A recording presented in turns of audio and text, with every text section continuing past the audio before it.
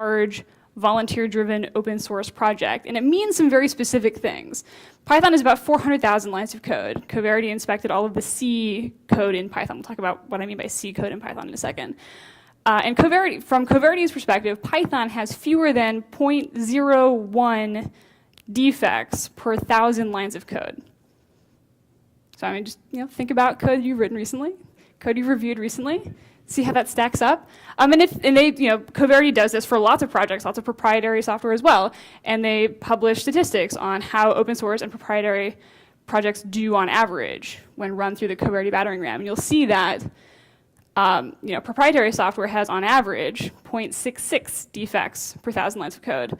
Open source software is doing slightly better, but Python is doing an order of magnitude better. This is just a bunch of volunteers. And that is an amazing standard that the Python community strives for, and it's indicative of our philosophy around being a stable and mature language. This is really important for the enterprise. Okay, so the sort of development ecosystem around the Python core language seems pretty compatible with enterprise software. It's, Python is in it to win it for the long term. But what can you actually use Python for? We talked about this a little bit earlier. I mean, is it mostly a scripting language? What do people actually use Python for in the real world? You might be surprised. There are a couple of sort of obvious examples. You may have heard that Reddit is written basically entirely in Python. You can in fact go on GitHub and check out the Reddit source code and tweak it and issue pull requests if you want. The vast majority of YouTube, and in fact lots of projects at Google, are written in Python. And this is a big deal because these are sizable installations, right? These are installations dealing with serious traffic. They have serious performance considerations on a serious scale, and they're written basically entirely in Python. There are a lot of popular web frameworks. So in this space of sort of web development, there are a lot of popular web frameworks. A really popular one is called Django. And here are a couple of familiar faces. These are all sites that were written in the Django Python web framework.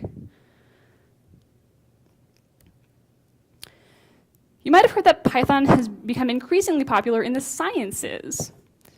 And this is particularly interesting because the sciences often deal with high-performance computing, big data, a lot of concerns that may be similar to certain enterprise platforms. And Python has been making really great headway in the sciences as well. Here are a couple of examples, a couple of sort of marquee users of Python in the sciences.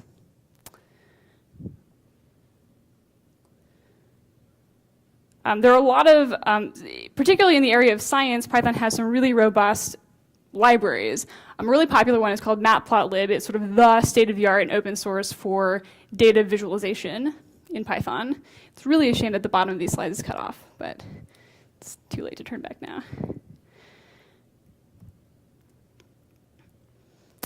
And right, the reason why Python is so popular in the sciences is because it has this suite of really killer libraries that have been optimized for various types of scientific computation.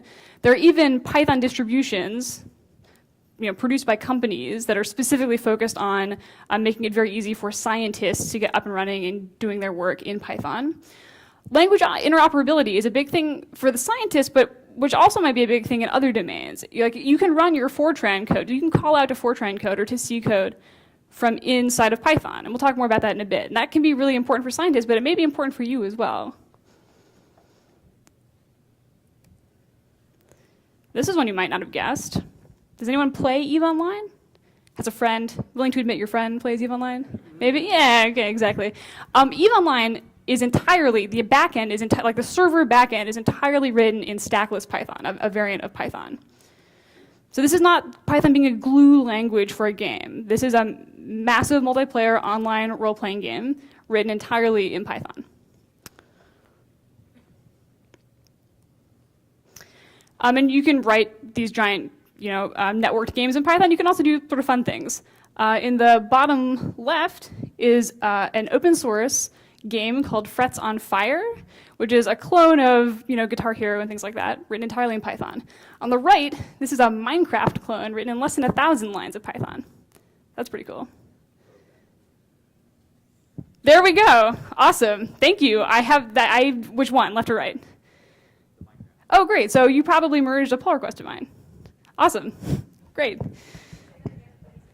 He said he wrote the Minecraft thing we're looking at. Amazing. Yay, open source. But there's more. This is, okay. Well, you can't see the top and bottom, but this is a clip from Star Wars Episode 2. Very good, okay. So Industrial Light and Magic, dealing with a lot of serious graphic stuff for Star Wars Episode 2. A quote from one of the senior technical directors on that project.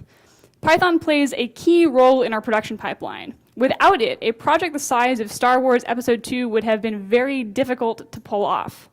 From crowd rendering to batch processing to compositing, Python binds all of these things together. That's pretty high praise, and it doesn't get more. I mean, this is a big ordeal, and Python played a pivotal role in bringing this movie to us. And then another area where people are surprised to see it, so this is the New York Stock Exchange.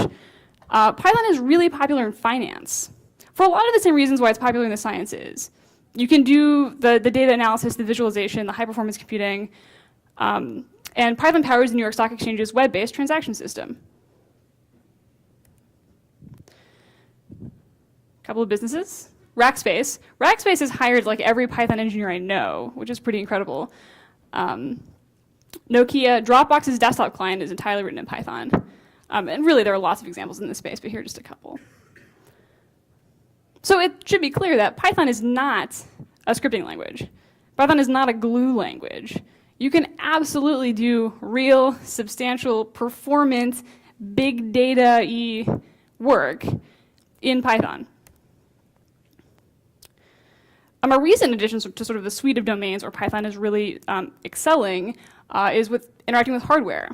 Has anyone played with a Raspberry Pi recently? Yeah? A Raspberry Pi is a credit card-sized $25 Linux machine. And the Raspberry Pi Foundation decided that Python was going to be the default language, the default programming environment for the Raspberry Pi. So on the left, there was an NAO robot programmed in Python. On the right, someone is playing Pong on a Raspberry Pi written in Python. In general, for all of the reasons why Python is a pleasant language to develop in at the higher level, Python is a great language for hardware as well. It makes it very easy that interface is still very easy to work with. And even mobile. Now, I'm going to guess that nobody in this room has actually written a mobile app in Python. Anyone want to raise their hand and tell me I'm wrong? This is definitely a new and small ecosystem, but if you wanted to, you could write cross-platform, multi-touch apps in Python using a very popular new library called Kivy. So we're really running out of domains where Python does not seem to be able to play a role. Okay, so how does Python do this? This scripting language that should be slow, like how is it being used in all of these various domains in these incredibly performant ways? Well, this is interesting. So CPython, which is the sort of the default Python interpreter, the reference interpreter, the implementation of the Python bytecode interpreter, the vast majority of CPython is actually written in C. So when you run Python code, you're actually mostly running C. So you're actually much closer to the metal than it feels with the expressiveness of Python. And this is a big factor in the actual relative performance of Python. Python is really a pretty performant language if you do the benchmarks on it. So that's kind of cool. And if sort of the space is interesting to you, you might also be interested in a couple of other Python implementations. So CPython is the default, the reference in implementation. But if you are really wedded to sort of a Java stack, there's an implementation of Python called Jython, which runs in the JVM.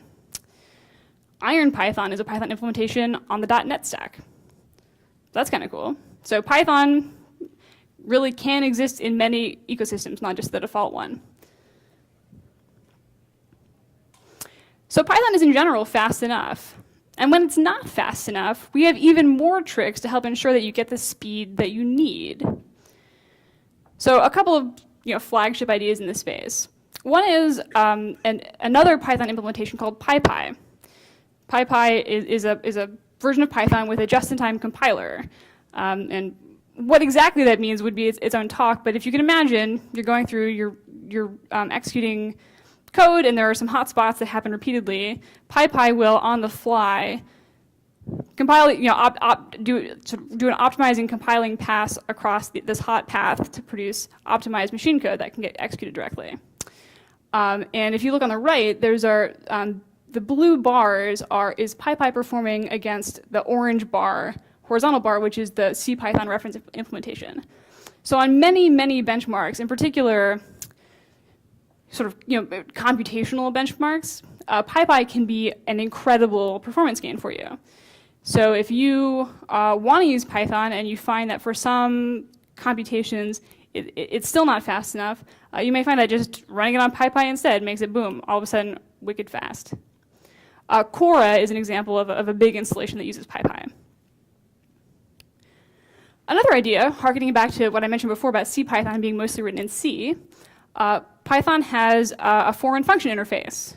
So what you can do for those hot paths that really are not performant enough in Python is you can write them in C. And you can call the functions implementing that hot path from inside of Python. So you get the flexibility and the high levelness and the joy of writing Python for the majority of your code, but for those little patches that really need to be closer to the metal, you can write a C extension for them. That's pretty cool. And then sort of playing off of the second point, oftentimes what you really need is a highly optimized domain library that lots of kind people will have already written for you. So particularly in the sciences, there are some really good examples of libraries like SciPy and NumPy, which have a bunch of C extensions, have meticulously optimized data structure and algorithmic choices to make your performance and memory footprint what you need it to be in your domain. So these are sort of 3 tricks that you use inside of the broader Python ecosystem to make your code as fast as it needs to be. And this really covers the vast majority of cases. So when people say that Python is too slow, mostly say that they're wrong.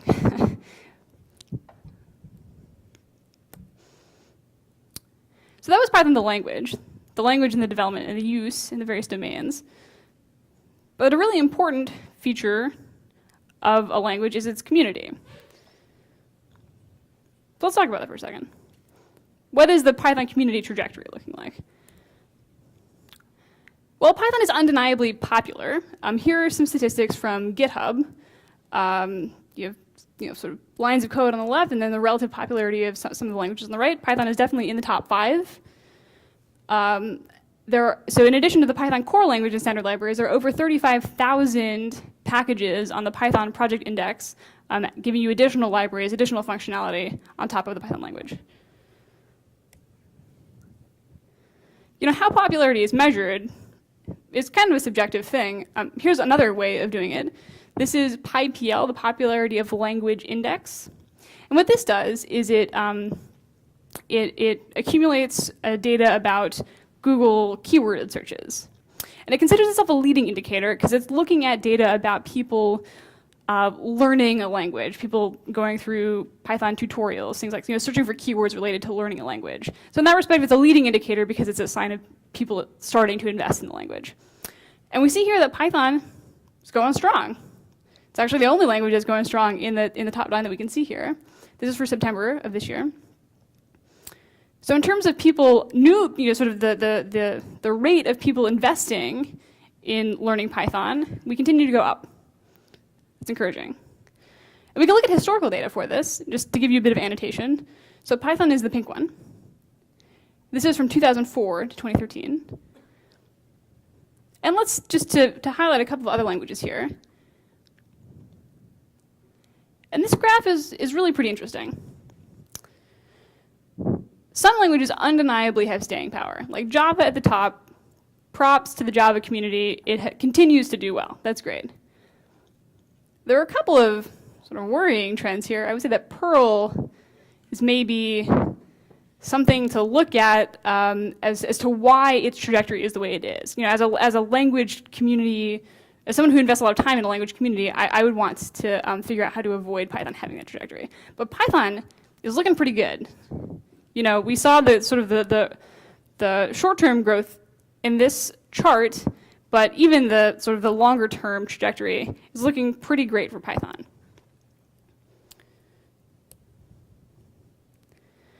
Another way we can look at this is what are universities choosing to teach in?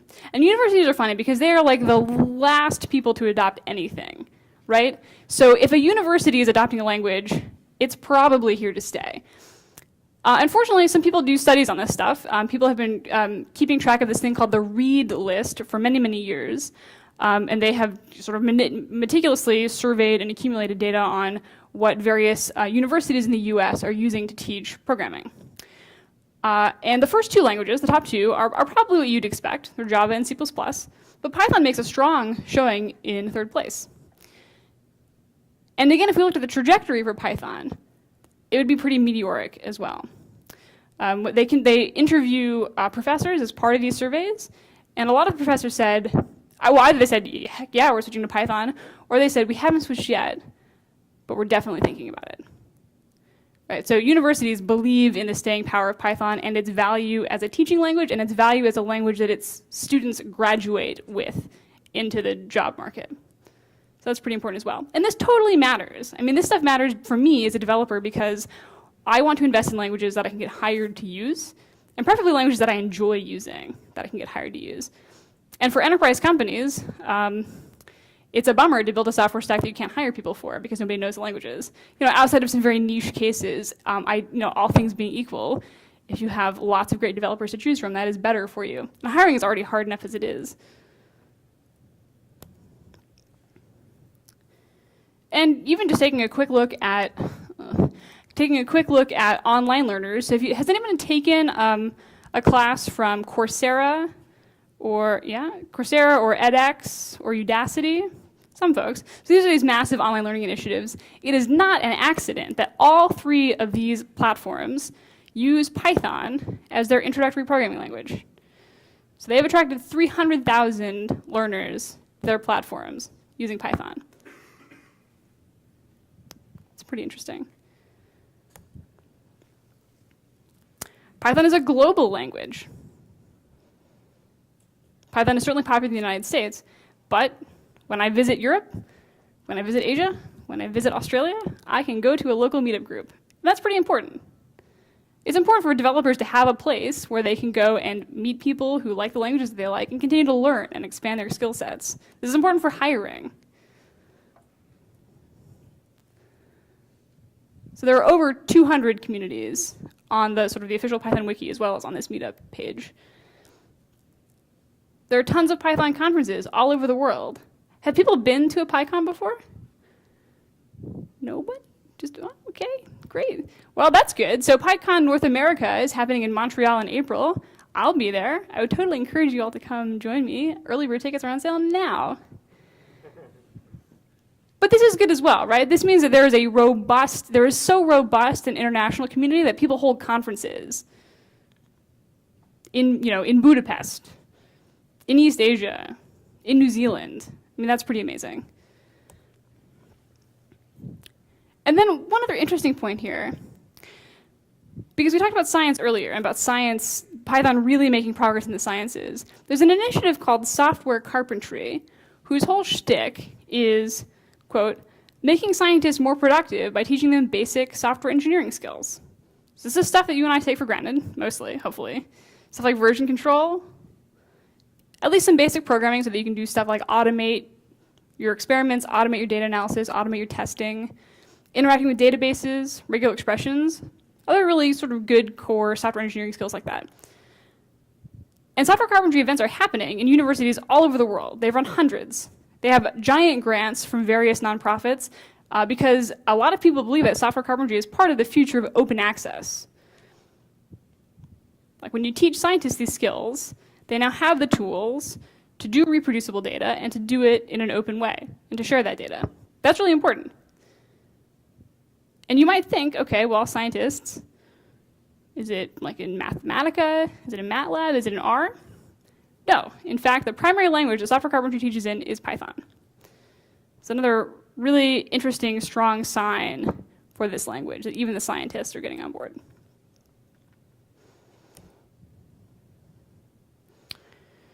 So we have a robust community, a robust global community. Really the killer feature that is driving this community development is the Python Software Foundation. The Python Software Foundation is a 501c3 nonprofit. It is the stewarding organization behind the language. It deals with IP protection stuff like enforcing trademarks. But because it's a nonprofit, it's also able to acquire and then reinvest money into the community. And this is a pretty unique position for an open source, volunteer-driven programming language. It's hard to think of others that have this set up. And this means that Python is continually reinvesting in itself. And that is part of, I believe, that is part of why Python has that incredibly positive trajectory in that programming popularity index. Because Python is constantly investing in itself and in the language. So here's some things that the Python Software Foundation does. If you remember that PyPy, just-in-time compiler Python implementation from earlier, they are supported in part by the Python Software Foundation. So you get these things that start out as highly experimental, long-term projects. PyPy has existed for over 10 years.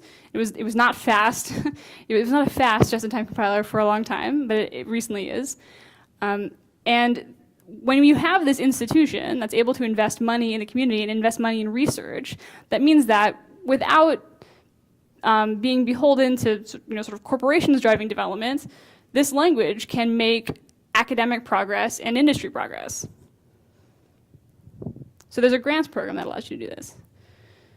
There's a sprints program. People hack on Python core itself, popular libraries, and we'll help pay for it, give you the free pizza, get everyone to come, attract new developers to the community. Because when it's a bunch of open source volunteers, sustaining the community of active developers is really important as well, right? So the PSF is helping support all of this. A really important part of what the Python Software Foundation is doing is outreach and education. And this is outreach and education on a lot of levels. This is hooking up kids with Raspberry Pis. This is sponsoring conferences in places where there haven't been conferences before. The first ever Python conference in South Africa, the first ever Python conference in various countries in Asia. And it also tackles getting more underrepresented groups into the community. There are a lot of organizations within sort of the Python community that are dealing with this. A really famous one is called PyLadies, which focuses specifically on getting more women into this open source ecosystem, but there are many others. And this is important for you and for me, because when a language focuses on this outreach, it focuses on how to be a better community for people of all backgrounds. It makes Python have to think about how to be a better place for beginners to learn and beginning developers to develop in an open source ecosystem. In terms of hiring people, it's a total bummer that the latest statistics that are available suggest that 2% of open source contributors are women. That means there are a bunch of women. And keep in mind, this is 2%, which is much lower than the industry average or the academic average. And I'm sitting here desperately trying to hire people, and sort of vast swaths of the potential population are somehow falling through the pipeline between school and open source. So it's great that the Python community is investing in outreach in these issues for itself, the ecosystem, but also for the broader open source ecosystem.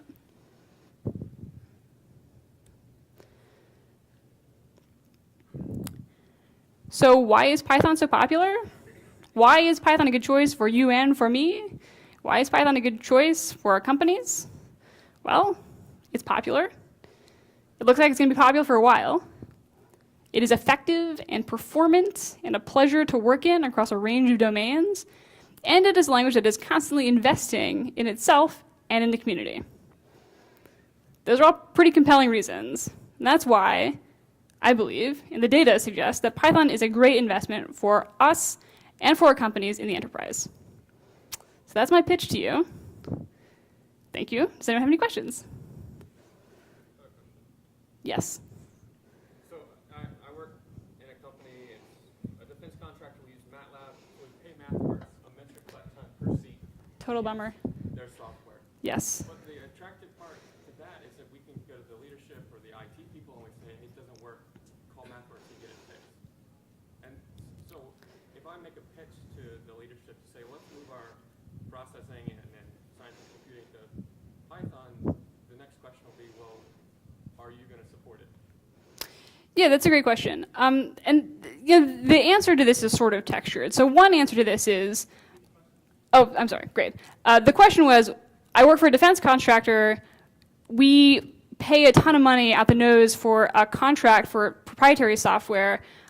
Okay, so I want to switch to Python, but the first thing that my boss is going to ask is, well, what's the support contract like?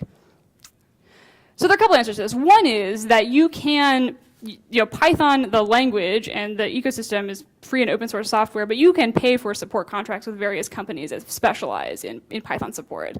Another answer to this question is, because Python is this open source project that is continually getting improved, and as we saw from the Coverity reports, is unusually high quality for software, you may find that you don't have as many issues. The fact that this stuff is all being done in the open, with many eyes, all bugs are shallow, right?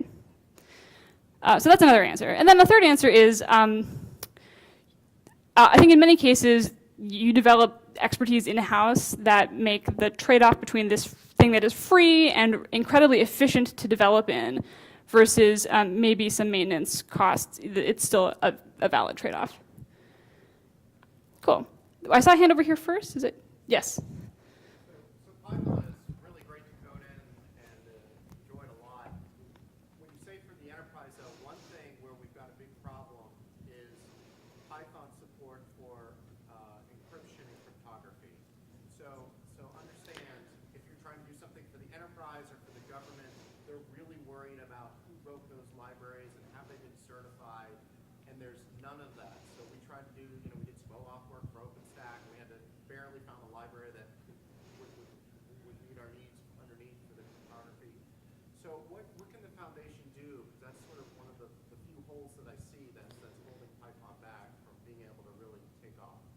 Yeah, that's fantastic. Just to reiterate, so some folks have an opportunity to use Python, but they find that there are sort of these particular enterprise cases that are not really being met by the Python ecosystem yet. An example of this is sort of the cryptography libraries and certification for those libraries. And what can the Python Software Foundation or the Python ecosystem do about that? Number one, we should talk after this. Number two, the fact that it's open source software means that we have an opportunity to work on this together. And that there are lots of people who are interested in contributing if they realize that this is a thing that needs to be done. So if we saw even in the, way back, Python is an actively developed language, and it's had, even in this latest release, had some sort of crypto-related improvements. So these things absolutely happen. They happen, the forcing function is people in the community being willing to implement them. So I think that it sounds like your company and the PSF should talk, we should make something happen. And that's part of the beauty of open source, is that you could have these conversations. It's not, behind closed doors.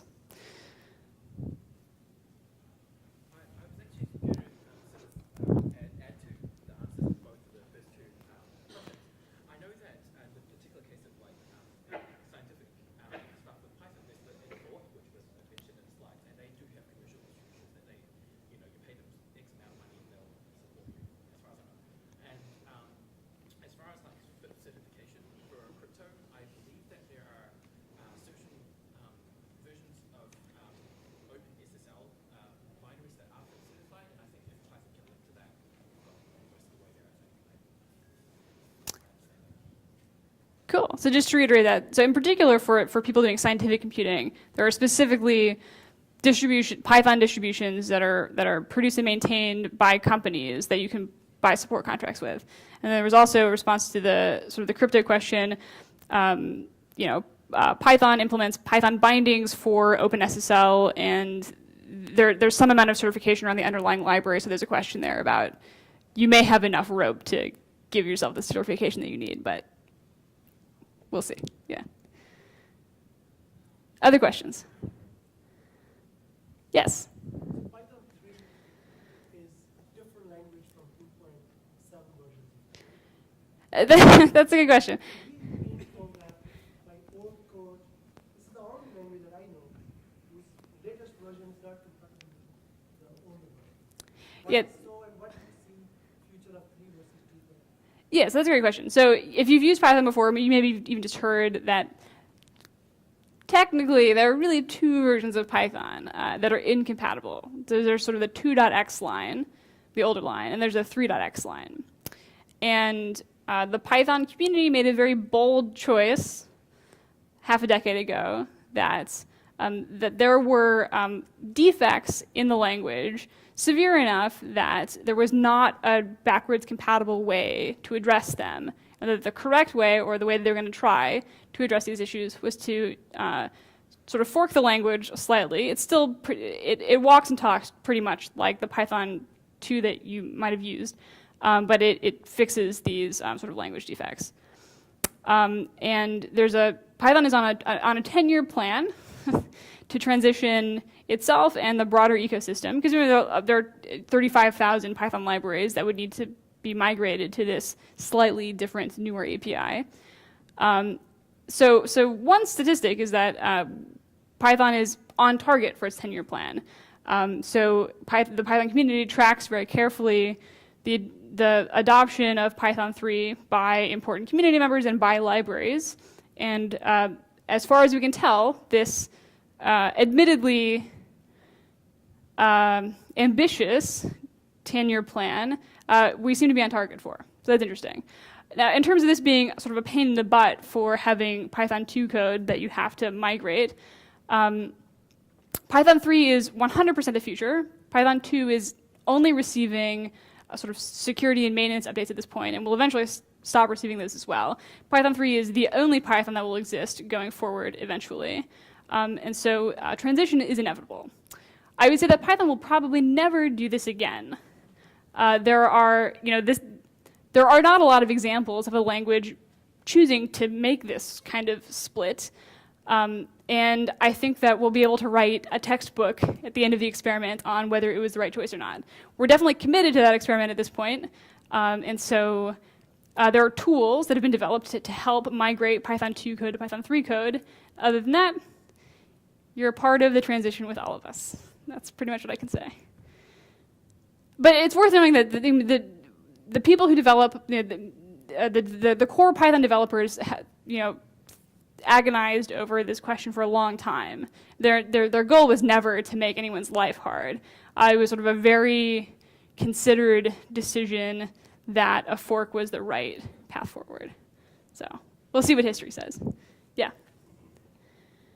How long has the Python Software Foundation existed, and what are its primary revenue streams for continuing to exist? Basically rely on the generosity of people that use Python code, and basically they give something back? Yeah, that's a good question. So the question was, how long has the PSF been around and how is it funded? The PSF has been around for a while. I can't quote a year to you, but for the majority of the time that Python has existed, because you need some entity that's going to be able to protect IP stuff, enforce trademarks. The PSF is primarily funded through three mechanisms. So one is that the PSF underwrites the PyCon North America, which is that largest annual Python conference.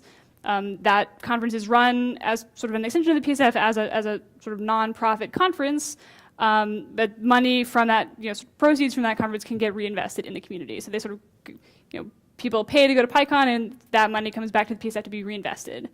Another source of money is companies who use and like Python and want to support the development. If your company loves Python and wants to support Python's development, there's a sponsor membership program, and you get the feel good of supporting Python, but you also get, your name on the page and your quote in rotation on the website and things like that. And then the third thing is just individuals who want to support the language. So those are the three big things. Yeah.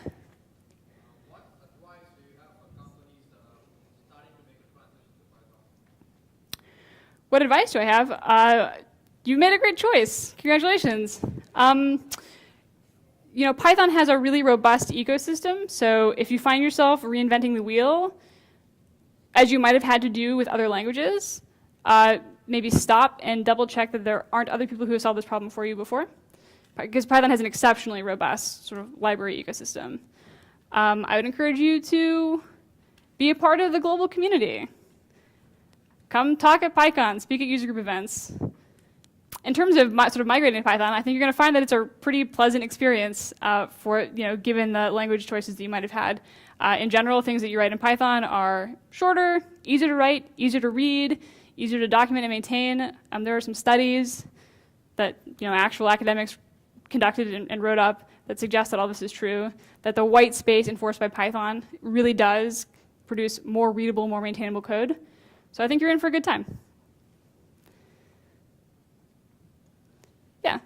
So as one of the people who used to work in IT, technology industry, and has recently migrated to academia, Yeah. I'm painfully aware of a lot of what you had on your software carpentry slide. Yeah. And I wasn't sure, is that a general concept? Like if I wanted to promote those things at the university that I'm at now, and make sure that it sinks in and realize an effective change to people that should know about version control and all these concepts that we take for granted, is there a good way to kind of go about that? Recommend? Yeah, so the question was, hot dog, I work in a university now, and that software carpentry thing sounds exactly like what all of my scientist friends need, because they don't know anything about software development. How can I hook them up? I think the best thing to do, honestly, is to get in touch with software carpentry, and they will come help you run an event at your university. I mean, in general, I think that we are sort of at an inflection point in the sciences where the tools are becoming easier to use.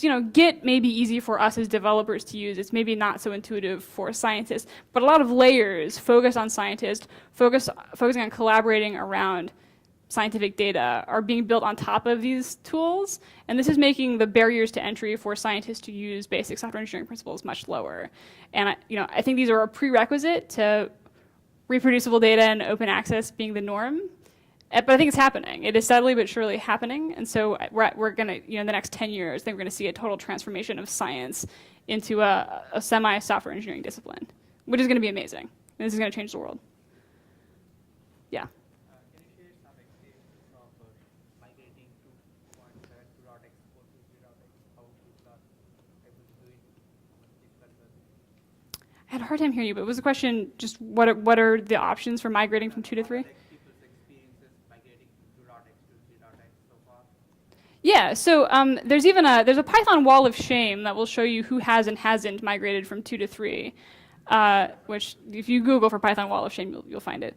And people take different tacks for migrating their projects from 2 to 3. Some people choose sort of single code base support both model. Some people use tools like 2 to 3, which will sort of do this conversion for you, and it gives you a code base that now you can run on 3. The hardest part, it's how difficult it is to port your project from 2 to 3 tends to depend on the domain in which you're working. So for example, I'm a maintainer for Twisted, which is an asynchronous networking library written in Python. And Twisted deals with a lot of sort of getting data onto the wire, right? So, it's a lot of networking code. And as it happens, one of sort of the major interface changes between 2 and 3 was the way that you deal with bytes and strings and things like that. So for Twisted, because of the domain that we're working in, we have sort of an exceptional amount of work to do when it comes to the transition. For a lot of projects, the only thing that's really changed is that print is now a function. And the conversion is really easy. So it really depends on your specific domain. But there are a lot of tools that help you, and there are a lot of people have documented sort of case studies on their experiences. So there's a lot of literature online about the various options you have for doing this. So don't be afraid. If you are here because you're facing a 2 to 3 transition, there are lots of resources to support you. Any final questions? Anyone want to volunteer to use Python 4 already in the enterprise? Okay. Yes. It's a follow-up to the previous question I asked. When we try to make a transition to Python, our biggest decision is going to be how much our partners and our vendors support Python. And I think that adoption is going to play a very significant role for a company like us to decide if we want to move towards Python. Absolutely. So how do you decide to address those issues by encouraging vendors and other partners and other big vendors in the industry to adopt and embrace Python and start building and contributing code towards Python? Yeah, it's a little bit hard to discuss that in the abstract because it sort of depends on what's what vendors you want to interact with. I think you'll find that because Python is, even though it's so much more than a glue language, given that it's such a nice, efficient language to use for scripty, gluey things like writing API bindings and writing little utilities, I think you'll find that a lot of vendors have already elected to support Python. And certainly the folks on those sort of slides in various domains have all clearly elected to use Python already. Of the language choices that you have, I think Python's in the top 5 for most domains. So I think you're in pretty good shape there. But again, I'd be happy to sort of talk offline, but it's hard to talk specifics. Cool. Yes. Can you just go through sort of the list of language features that Python has, like is it dynamic or static, is it object-oriented or functional, like those kinds of things? Yeah, absolutely. So Python is a dynamic language, so you don't declare types on things, and it's an interpreted language. You can run things interactive. Well, it's an interpreted language. You can run things interactively at the interpreter. There's not an explicit compilation step. It has a very lightweight syntax. It enforces white space, which is often something that it tends to be controversial initially for people who are learning Python, but they grow to love it.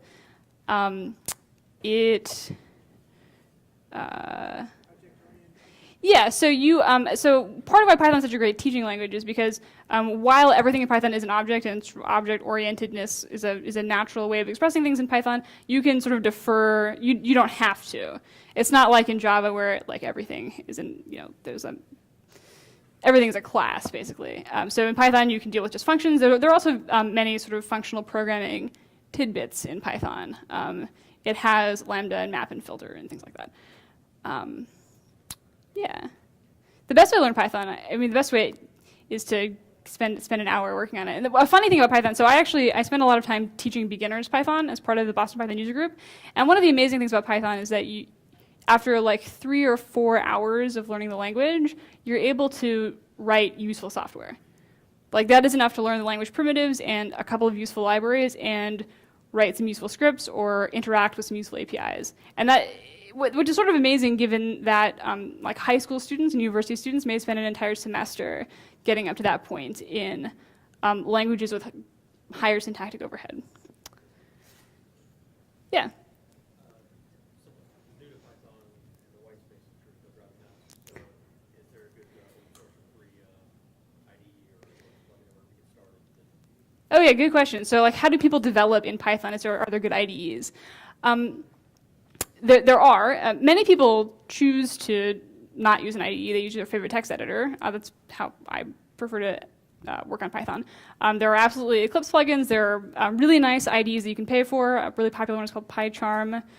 In general, there's a pretty robust ecosystem around your development environment for Python as well. There are Vim plugins, yada yada. Yeah, PyCharm. 2 minutes, 2 questions? Either way, 2 seconds. Thank you. Any final questions? Thoughts, concerns? Python horror stories? Oh, thank you.